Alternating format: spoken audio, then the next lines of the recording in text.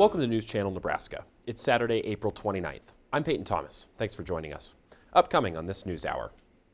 Protesters have gathered outside the state capitol on Saturday to rally to support Nebraska public schools.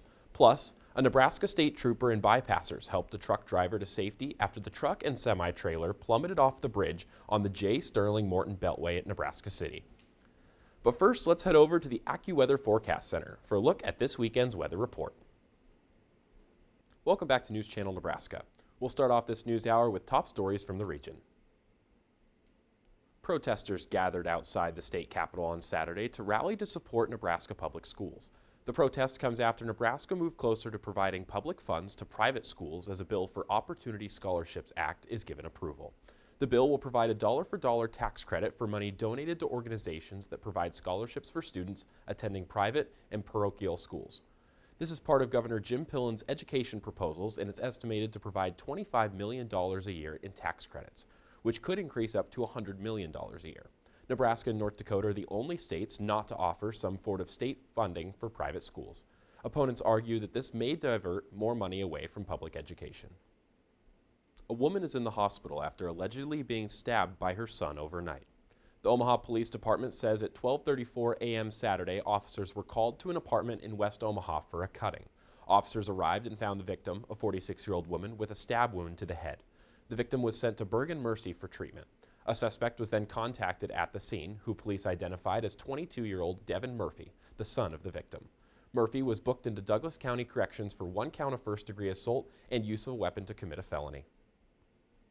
The Pede family and their company, Sandhills Global, have contributed over $1.6 million to former state Senator Suzanne Geist's campaign for the Lincoln mayor's race, in an attempt to unseat Mayor Lyrian Gaylor Baird. The Pedes have steered over $1 million in cash and in-kind contributions directly to Geist's campaign, and another $500,000 plus to a political action committee running attack ads against Gaylor Baird. As of April 17th, the Pedes and Sandhills were responsible for nearly two-thirds of the total contributions Geist had received. This surge in political spending has drawn comparisons to the Ricketts family and raised questions about why the Pedes are contributing so much to politics.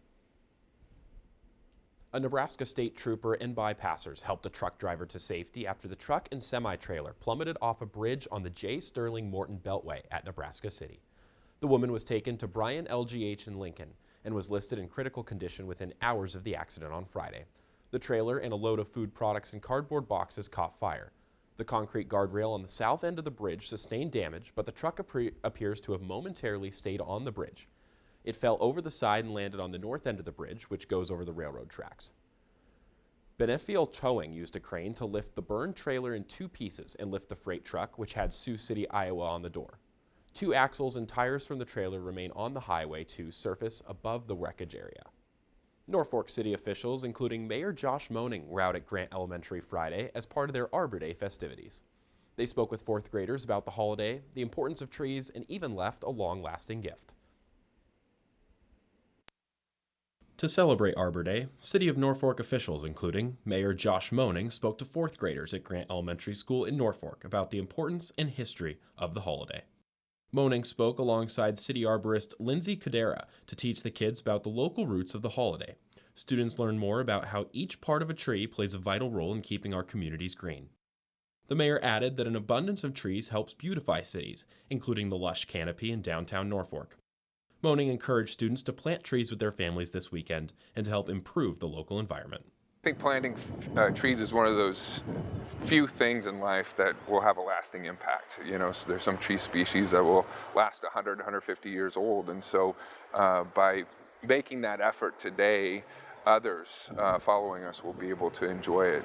As part of the event today, city officials planted a tree outside the elementary school in honor of the fourth grade class. Students in the class will be able to watch the tree grow up alongside themselves. The tree is expected to grow over the next few decades, allowing the students and their future families to revisit the site and remember the importance of Friday's holiday.